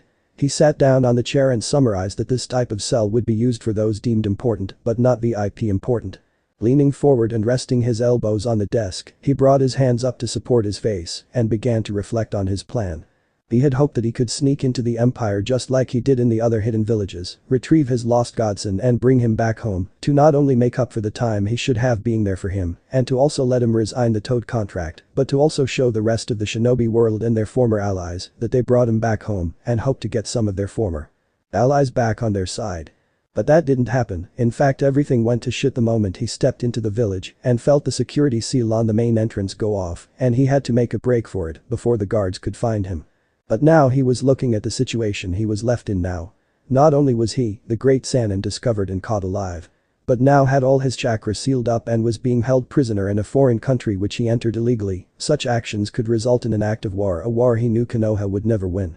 Jiraiya slowly began to nod off to sleep, resting against his arms on the desk, remembered how the most powerful hidden village was turned into the weakest in a matter of months. Jiraiya's mindscape flashback. When the information of what transpired in Konoha hit the other elemental nations, from traveling traders and from reports from their own spies within, that Tsunade had openly punished and demeaned a still recovering shinobi in public. The civilian council openly praised the Hokage in her punishing actions to said shinobi, but also removed the third's law and revealed that not only was he in fact the Jinchuriki of the Kyuubi no Kitsune, but also let slip of the fate the loyal shinobi once he was recovered from both his wounds and his kidnappers. Furthermore were the actions again of the last loyal uchiha. The civilian council let it be known that the cursed seal on Sasuke left by the traitor Sannin Orochimaru brainwashed him and caused him to defect, and claimed that he broke free of the brainwashing and tried to return back to Konoha, only to be stopped by the evil demon child and beaten to an inch of his life. Though the medical files of Uchiha Sasuke were edited by the civilian council to show all the injuries sustained by the demon child, no report, be it mission or medical, was shown of the entire recovery team, and specifically all of Uzumaki Naruto's medical report for the mission was mysteriously lost in a fire accident in the archives. The outcry of the nations was immediate, as each major nation made their own decree on the now missing shinobi and the very valuable missing Jinchuriki. Beyond Daimyo Ikagaya openly stated to his own forces that should the two kidnappers known only at the time as Yumi and Yuki and the Jinchuriki Naruto be seen by any of his shinobi forces, they were to grant all three immediate political and shinobi protection and permission to enter Kaminari no Kuni and be granted asylum, with the option to join their village Kumagakure and to give Naruto assistance and training with his Biju. Even as going as far as secretly allowing his own Jinchuriki Ujido Nai and the Raikage's own adopted brother Killer be out on search parties. Though it should be noted that after 3 search party attempts that Killer B was given an iron claw to the head and a full thrashing followed by a lariat by his older adopted brother A, as he snuck off during one search to attend a rap concert in a neighboring town and was henceforth never allowed to leave the village again. The Wagakure simply chose to hunt them down and collect the bounty from them, as a very large bounty had been offered on Uzumaki Naruto being captured alive by an anonymous client. Though when the two Iwa Jinchuriki living in seclusion Rashi and Han were informed, they took off on their own to try find a wayward brother and look throughout the Tsuchi no Kuni and have since not being seen or heard of. Kurigakure also took the same approach as Kumagakure and offered asylum to the three should they ever need assistance or sanctuary. Though with the current mess of things in their own village, by the previous actions of the controlled Yondaime Mizukage Yagura, and the loss of the Sanbai in a failed attempt by the remaining loyal forces of Yagura by sealing the Sanbai into captured Konoha Kunoichi Urin and having her lose control in her home village, but being unable to prevent her from killing herself by her teammate Kakashi when an opportunity presented itself. Their second Jinchuriki Yudikasha is still considered MIA in Mizu no Kuni. The new Gondai-mei Mizukage Terumi-mei took the reconstruction and unification of her village and surrounding areas, including the search for their own missing Jinchuriki and locating the site of the Sanbai's resurrection as a more pressing concern than looking for 3 missing shinobis for the time being. Tsunade was a different matter altogether. Sabaku no Gara, the Jinchuriki of the Ichibi Shukaku, who had learnt of what happened to his very first friend upon arriving back to his village after assisting in the recovery of Uchiha Sasuke, simply walked out of the Kazekage building and into the desert. At night the whole village awoke to the enraged scream roaring of not only the Ichibi Shukaku but of also Gara. Konoha had the unfortunate news told to them that Gaara was going to be the Gondai Kazekage, and sure enough when he was deemed old enough and had the support of the village he became the Gondai Kazekage, and his first act as Kazekage was to abolish the alliance treaty between them and only left a non-aggressive treaty, stating that while they were seen as friendlies Suna would do nothing in aiding or defending Konoha in any matter. Konoha's civilian council secretly sent spokesman after spokesman trying to gain favor of the populace of Suna to denounce their demon Kage and to install a more respectable Kage, though every month a special parcel came from Suna to the civilian council that was the size of a matchbox. Even worse though when Konoha released the information to each major hidden village that their Hokage was under the influence of a foreign entity Suna refused to answer any attempts of renegotiating of their treaty. The minor villages and lands such as Takigakure, Yukihara no Kuni, Cha no Kuni, Tori no Kuni and specifically Nami no Kuni were extremely displeased with how Naruto was treated and subsequently chose to not renew their treaties and in some cases were forbidden to even enter their lands under the threat of death as Daimyo Kazuhana Koyuki had issued, along with the finding and protection of Uzumaki Naruto and his saviors. What could be noted is that upon Takigakure hearing the news of the occurrences in Konoha, their own Jinchuriki Fuuo had the Nanabai disappeared a few months later. Only a few in the village missed her and tried to attempt to search and rescue. The merchant and banking guilds throughout the civilian and shinobi nation had blacklisted Konoha as chose to either direct their own wares and businesses, opportunities offers to other lands at a cheaper price, refuse product services from Konoha, or choosing to continue to deal with Konoha at double to triple the rate. This caused not only Konoha's economy to drop very fast, but also alerted the Hai no Kuni daimyo as he lost not only economically, but also lost his political standing with the other daimyo. Something that he made quite clear on his visit to Konohagakure no Sado. Flashback 3 months after Naruto's kidnapping. The entire village council shinobi, civilian, elder and a still recovering Tsunade with Shizune faithfully at her side, along with Jiraiya and a Nico mask Anbu, were all sitting silently as the daimyo looked over each member. His fan covering his face as his samurai guard surrounded the table, and each one of them had a hand on their katana sheaths as the Shugenin Knishi stood at the reaticles to their daimyo. So can anyone tell me why I have not only lost my standing with the other daimyo, but lost over 60% of revenue to Hai no Kuni the daimyokamly, but furiously asked he looked over everyone. But before Tsunade or the elders could speak, a female civilian council member stood up and beat them to it. Daimyo-sama, the only person at fault here is the demon child Uzumaki Naruto. All the shinobi in the room turned their gaze to her, and though they couldn't emit their ki to her for fear of retaliation against the daimyo's guards, the look in their eyes said all they needed to say. The demon child has gone and brainwashed them all with deceit and lies about our proud and wonderful village and nation. Brushing her pink hair from her Kofbelborkoff brow, she gave the daimyo a sweet smile. The only way we can recover from this is to find and kill the demon child. Then all he has done will simply wash away, and we shall be seen as a wonderful loving place again. The civilian side of the council broke into applause while everyone else in the room remained silent. It was a tense minute while everyone watched the daimyo's face go from a healthy color to a rage-filled red. You fucking stupid so. He roared at the stunned council members, causing said standing member to fall onto her chair. Uzumaki Naruto had nothing to do with it, and you know it. Stomping over to the now seated and shaking councilwoman, he slammed his hands down onto the table. I have done a very thorough investigation with my own Shugenin Knishi, and the results were very unsatisfactory. Haruno Sayuri. The daimyo's face now blood red as his veins started to show and truly intimidated Sayuri. Daimyo-sama, Tsunade said weakly, Shizune at her side helping her stand and gently healing her with a shimsen. Just to any and all fault should fall onto me. Pushing Shizune aside, she tried to bow before him, having to rest her hands against the table to do so. If I had only been more careful. Senjutsu Tsunade Haim, you have no right to apologize for all the actions that have taken place. Waving his hand to let Tsunade sit down and to let Shizune return to healing. Tsunade. Your unfortunate incident with that snake thing certainly did cause a lot of problems, but I cannot blame you for the action that has being taken. Though the reports on the civilian council speak for itself. Waving his hand, a member of the Shugenin Knishi passed out several folders to the shinobi council and elders. The sounds of sharp inhales and gasps rang through the shinobi side as the majority of civilian council began to sweat. Everything that they have done have caused untold damage to not only Konoha, but to Hai no Kuni as well for years to come. Inoichi spoke out, looking up at the council as he slammed down the report he had read.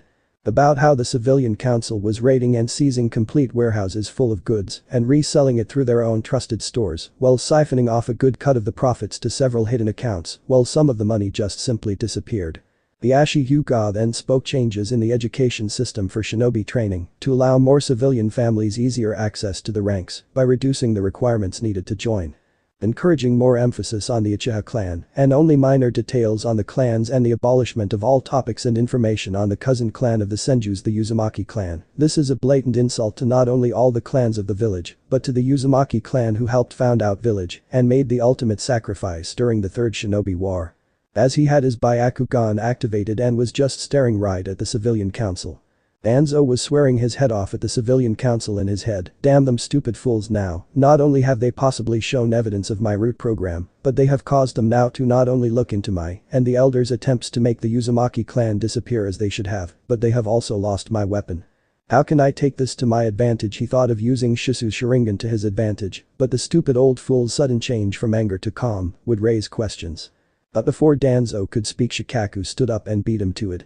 Not only that, Hiashi, it looks like lowering the academy standards was also done so that more civilian families that has closer ties to important sections of the village or those close to the council members who offered shares and possible business opportunity exclusive to them, only tossing the files to the floor, and the worst is not only trying to force the shinobi banks to surrender the accounts of Namikaze Minato and Uzumaki Kushina, but also employing any and all available seal breakers in secret to try access the Namikaze compound. He screamed. If Danzo was pissed, he was furiously pissed off. Now they left a paper trail. He roared in his head as he gave the civilian side of the council a death glare. I have been trying to get inside that compound and claim all the Yondaime's jutsus, and they may have now blown it. He thought bitterly. The room suddenly went dead silent as Jiraiya started to laugh out loud and gain everyone's attention. Seriously? You tried to hire any seal master to break my student's seals? How stupid can you be? Laughing, he moved closer to the table and laid the folder he was reading onto the desk and gave the entire room a serious glare. You do know the seals are blood-locked and any attempt to break them will cause the entire sealed perimeter to collapse on itself and cease to exist. And furthermore, how dare you try and access their bank accounts? They have been set up for a reason. And to be left out of your greedy hands with that. It was then that Haruno Sayori gained enough courage to speak again. We have to get access to them. Our beloved Yondaime Hokage left all his finances behind when he saved us from the QB.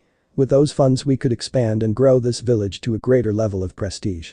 Danzo was only thinking how the finances of the late Yondaime could be used to expand and empower his own route while the pink-haired howler monkey kept screaming. And that horrible monster of a Kunoichi Uzumaki Kushina was rumored to be the heir of Yuzashio Gakure and has had the entire village's funds to herself. But because of the stupid shinobi banks, both accounts that now sits unused and untouched, collecting interest from the banks and the investments throughout not only Konoha, but throughout Hai no Kuni they made together. Jiraiya thought to himself as she ranted and raved, is she really that stupid to not be able to connect the dots and see that both Minato and Kushina were doing all the investments together? Let alone they were dating each other, must be a fangirl thing. Meanwhile at the Konoha hospital. Sakura, who was fawning over the currently unconscious Sasuke, sneezed. Oh, Sasuke-kun must be dreaming about me, she squealed to herself as she watched said person sleep. Back to the council room. It was then the representative for both the shinobi and civilian banks, who had traveled from with the daimyo, stood up. As it has been said to you many times, council member, the accounts of the deceased Namikaze Minato and Uzumaki Kushina are to be sealed until their heir comes to claim them. Haruno Sayori went to scream in objection, but a loud cough from the daimyo silenced her instantly. If the accounts in question have not been claimed in the span of 30 years, then the funds inside them will be transferred to the Hokage's village trust fund, where the leader will decide where the funding will go as stipulated in our terms and conditions. Upon signing the contract to open an account in this land, sitting back down and ignoring the death glare from Haruno Sayori. The room went dead silent for a moment until Danzo spoke. So the compound, the treasured items and finances of our beloved Yondaime Hokage are lost forever.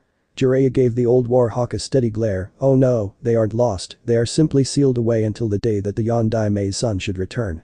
But thanks to you idiots, I doubt. Jiraiya. The two elders Kaharu and Himaru screamed out together, that is a triple S rank secret and no one must know. This intrigued everyone's interest, especially Danzo and the daimyo. Oh, so young Minato-sama and Kushina-chan did have a child? The daimyo asked, hopeful as he was informed the dreaded night that he and his pregnant wife had died the night of the QP's attack. The entire council room was shocked into silence, even the howling cough pink monkey cough Haruno Sayori, but that pleasure was only short-lived. He choose another woman over me? She screamed and now was trying to plan how to get her daughter to fawn all over his legacy. I will get the life I deserve.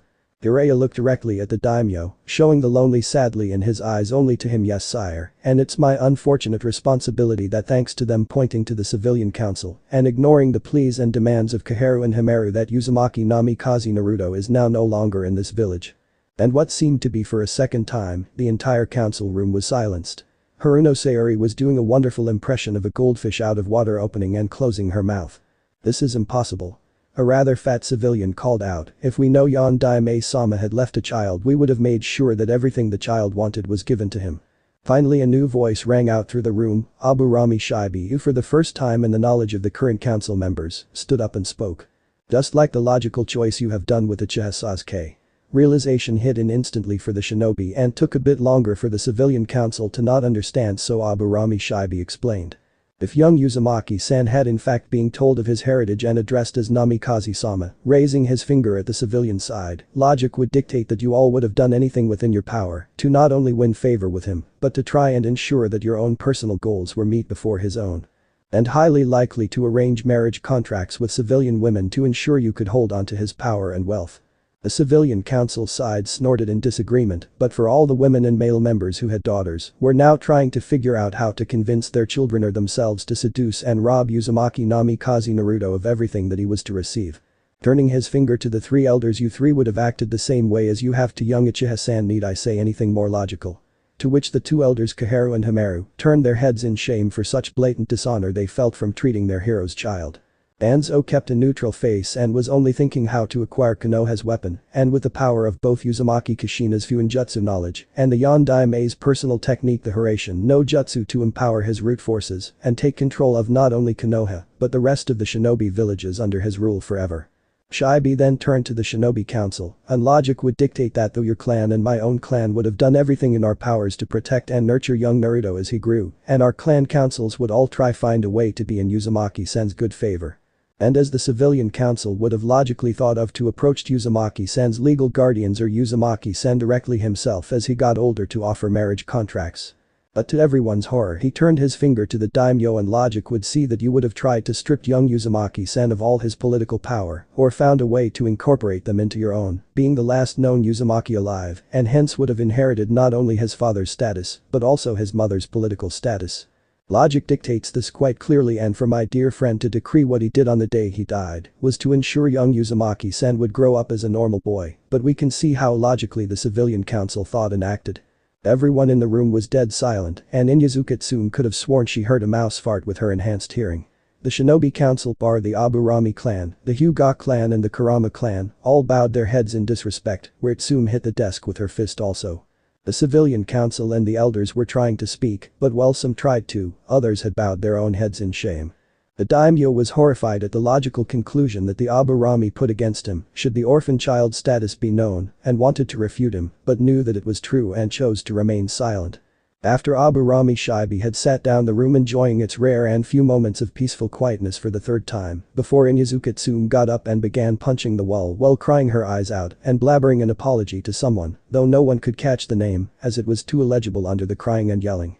The witch Shizune made a shadow clone and a hidden purpled hair Anbu appeared to calm down the distraught woman. Then the reaction Shibi had been expecting came. Logically he told his hive to block his ears so he could block out most of the noise out before he sat down. After a couple hours of long arguments, mainly a small section of the civilian council claiming innocence to the fact that they had deliberately sabotaged and abused the son of the greatest hero of their village, while the majority claimed that it was a joke and that Naruto was nothing but a demon. Surprisingly, the shinobi side was begging to send out all available clan members to aid in the search of Naruto, to find and return him, so that they may try to regain their honor again for failing the fallen Yondaime Hokage. It was the daimyo who stood up and slammed his hand onto the table. Konoha will suffer greatly for this travesty.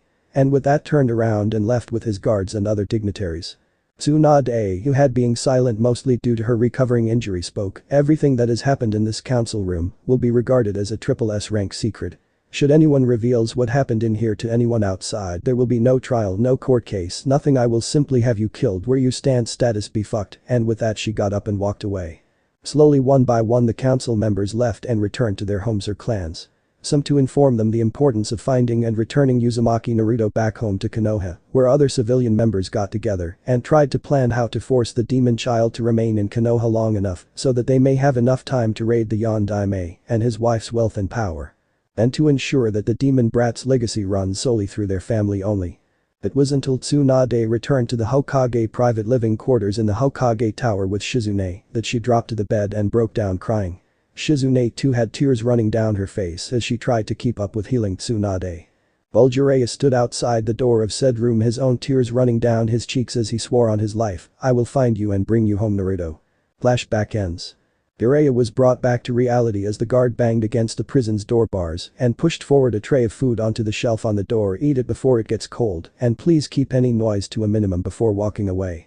Jiraiya cautiously approached and took the food and slowly began to eat it, tasting for any poisons or any drugs in it. Once he was sure that it was safe, he consumed it all. Smirking after he ate, he let out a loud belch to annoy the guards before proceeding to go to bed and sleep. Later that night, Jiraiya was standing up looking into the mirror and what light that was being shined from the weak light bulb as he tried to inspect the seal on his chest that wrapped around his body. Blasted seal, Jiraiya complained as he tried to access his chakra but could feel the seal instantly drain Jiraiya of it and give a burning sensation through his chest. Deciding he had enough information about its design and structure, he returned to the chair and desk and with the paper and pencil provided he began to draw a rough sketch of what he could see of the seal. It's defiantly in Uzumaki design but it is of a different construct, but how did they get it? Jiraiya pondered as he slowly traced the pencil over the spiral he had drawn on the paper, standing up and moving to the cell's edge and slightly peeking his head out, he found the guards down the end playing a card game. Perfect, Jiraiya smirked as he moved to the back corner of his cell. "Well, here goes nothing." Gulping and forming the ram symbol, Jiraiya poked his fingers into his mouth and pushed against Kai. He muttered as he could feel the seal in the back of his mouth release a small amount of chakra, just enough for the seal in his throat to activate before the main seal sucked it away. Irrit was all Jiraiya thought before he vomited up a small toad in a black cloak. Before the toad could even make a sound, Jiraiya already had his hand around the toad's mouth. "I'm sorry, Fukasaku-sama, but I need you to listen and notice the area we are in," to which the small toad nodded as Jiraiya let go of his mouth. "Jiraiya-chan," Fukasaku whispered, "it seems to me that you were captured, no?" To which Jiraiya could only shamefully nod. "I see," the toad pondered as he hopped down from the table onto the floor. "Well, guess I'll have to save the day once again. This time I hope it's not from a horde of angry women. Or for that matter a village full of women you have angered." Fukasaku croaked as quietly and as humorously as he could.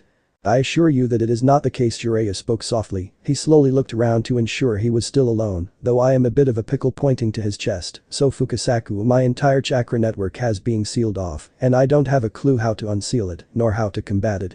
Fukasaku squinted as he tried to view the seal in the poor light. "I can't do anything about that, sorry." Jiraiya-chan, clapping his hands together, he closed his eyes. Fukasaku then proceeded to hop towards the jail door. "I will try and get the key to your cell door. For some reason I am unable to reverse summon perhaps a seal within this prison." Just as Fukasaku was about to jump out of the cell, a cold voice rang out, "You are not going anywhere." Jiraiya froze as he heard a voice he hadn't heard in a long time. "Hello, Kaiufu." Stepping out of the shadows in the corridor, Jiraiya moved to the cell's door and tried to stick his head out, but the seal on his chest reacted to this action and caused him to pull it back in, something Fukasaku took notice of. Jiraiya could only stare as he saw the figure finally step out into the available light, but Jiraiya knew in an instant who it was. "Naruto." Both Fukasaku and Jiraiya spoke softly. Konoha 2 weeks after Jiraiya's capture. Tsunade was extremely worried. Jiraiya had missed his call and message a week ago and now feared she had lost someone else dear to her heart.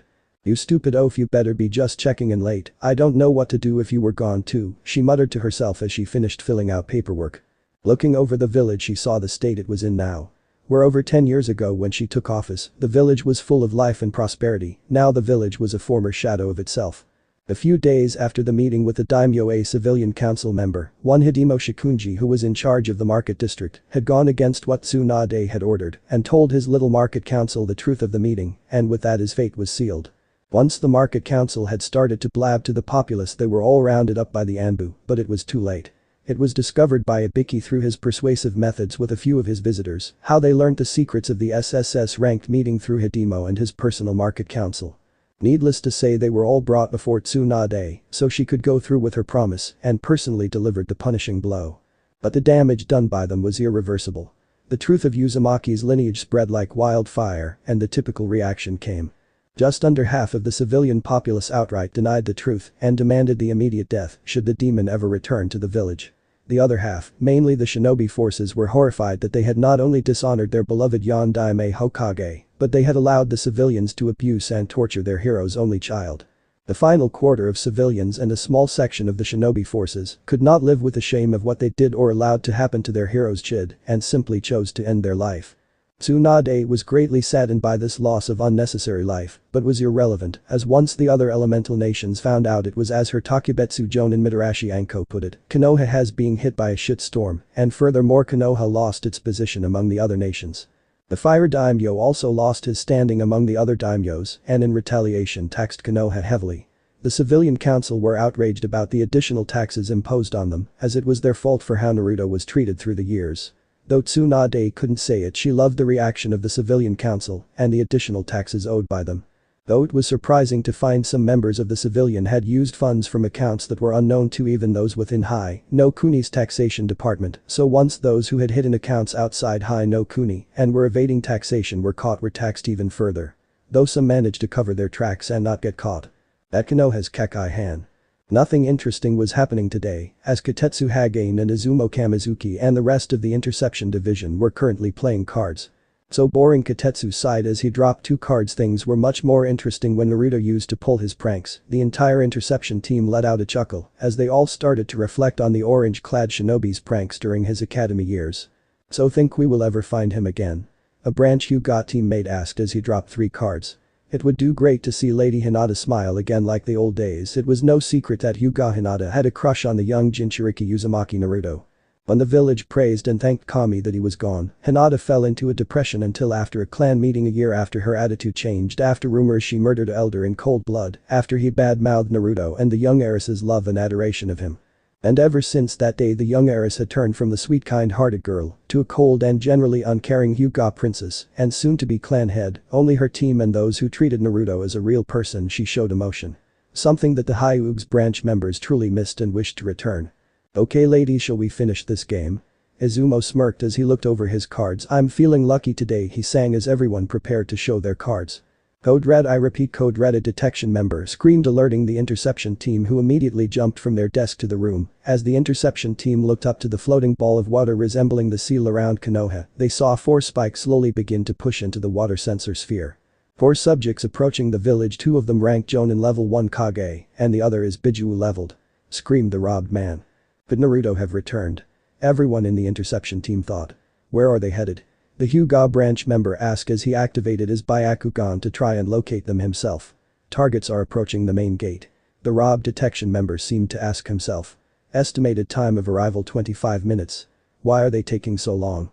We better inform Hokage-sama, Kotetsu said as he tapped Izumo's shoulder, and both made a break for the Hokage tower, while the other members split off and headed to the Anbu HQ to acquire reinforcements to follow and prepare for any situation. Hokage office. Tsunade was smiling as she finally finished signing off the final paperwork and had retrieved a clear glass bottle from between her cleavage. Personally bottled sake after a long day of work. Tsunade smiled as she slowly began to drink from it. Hokage-sama. Izumo screamed as he burst through the door, only to receive an empty bottle to the head. Tsunade-sama, I did warn him, Shizune said as she and Kotetsu entered the room. Hokage-sama, we have come to report a code red from the Kekai-han. 4 individuals are approaching the village's main gate. Tsunade snorted, and why would that be considered a code red? She asked in disbelief. Izumo, who had gotten up, answered immediately, one of them has Biju level chakra. And with that Tsunade was up, could it be Naruto? She screamed as she ran past them and headed out of the building towards the front out of Tai. Just outside Konoha's main gate. It seems the Konoha has being alerted to our position, Walter spoke as he wiped his monocle and put it back on. So what do we do after we hand the scroll over? Asked a tall young man, only wearing a white trench coat with a kanji kimdai and fixing the straps on what appears to be a knuckle duster gauntlet. Simple, we find the strongest fighters in this pathetic village and have some fun. Spoke the taller companion, dressed in a black hakama and keiko guy and was wearing a white coat with a number 11 stitched on its back. But Ken-chan. I want to go to a hot spring and have some chocolate. A small pink-haired girl said as she bonked her fist on top of his head. Calm down Yuichiro, we will get you a lot of chocolate, Ken-chan said as Yuichiro began to squeal unhappily. Walter smiled at the interaction between Kenpachi and his adopted daughter. Turning in his head he could see Konoha's gates were only a few minutes away, and his eye narrowed at the now large formed group of Konoha's forces, now stood at the ready at the gate, with what Walter presumed to be the Hokage. "This will be quite interesting," Walter said as he adjusted his monocle. Konoha's POV. Tsunade stood hopeful at the village's main gate, praying to Kami Almighty that it was Naruto and perhaps some friends he made while he was gone, and that he was coming home. Itachi Kakashi stood alongside Tsunade when he heard from a friend in Anbu that they were being deployed to a Biju-leveled person approaching the main gate with several other high-leveled members. He too hoped that it was Naruto. Out of all the shinobi shamed by their actions, he personally felt like he was the most dishonored, being Minato's own student. He should have been there for Naruto when he was growing up, but he believed that once he was Naruto's sensei, he could take better care of him. But the civilian council and the elders put a stop to that and convinced Kakashi he had to support Uchiha Sasuke and began to neglect not only Naruto but his other student Haruno Sakura, who had become a student under Tsunade for a while. The crowd slowly began to form of both civilian and shinobi, the shinobi, because they were informed of the sudden deployment of Anbu, where the civilian were just curious as to why their Hokage, and a deployment of shinobi and Anbu at the front gate. The civilian and shinobi clan heads all stood with Tsunade and awaited the arrival of the four travelers. Back to normal POV. It was a tense 5 minutes before the four travelers arrived at the front gate, and the Konoha group stood silently as the Hokage stepped forward, upset that Naruto wasn't with them, but chose to welcome them anyway. "Greetings travelers and welcome to Konohagakure," she offered her hand towards the man wearing a suit and a monocle. "I thank you for meeting us, Hokage-sama. I am Walter C. Dornes. To my left is Kenpachi Zaraki, leader of the 11th Legion, and his adopted daughter Yuichiro Kusajishi." Kenpachi steps forward with Yuichiro sitting on his shoulder, grinning sadistically at Tsunade. He mocks a two-finger salute greetings where Yuichiro giggled and waved "Hello pretty blonde lady." Tsunade nodded and greeted them back, but was slightly confused. The 11th Legion, who in the elemental nations has a legion. Walter then moved his hand to his right, and to my right is the second in command of the Kimdai Eyes Battlemonk Division, known as Second Brother Second, simply waved his hand giving a casual hello. "I don't mean to be disrespectful, Walter-san, but may I ask why you are here?" Tsunade inquired, utterly confused of who they were or why they are here.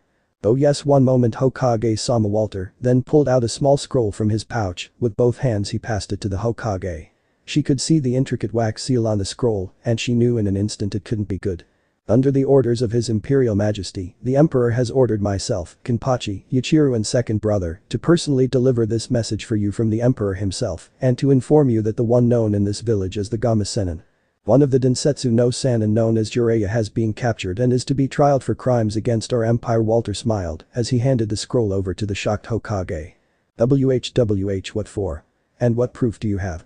Tsunade asked Okami. "Please let the cruel prank, and that you're okay." Jiraiya, Tsunade was screaming in her head. The crowd gasped in shock. Jiraiya was seen as a legend, not for his Icha publications, but for his ability to sneak into places undetected and being unable to being captured, but to hear that not only had Jiraiya failed but was captured alive. Walter smiled slightly sadistically as he pulled out Jiraiya's forehead protector, with the Mambakyazin symbol etched into it and several strands of white hair. "Why, for the attempted kidnapping of our empire's beloved hero Uzumaki Namikaze Naruto." The end. So how was this part? I hope you like it.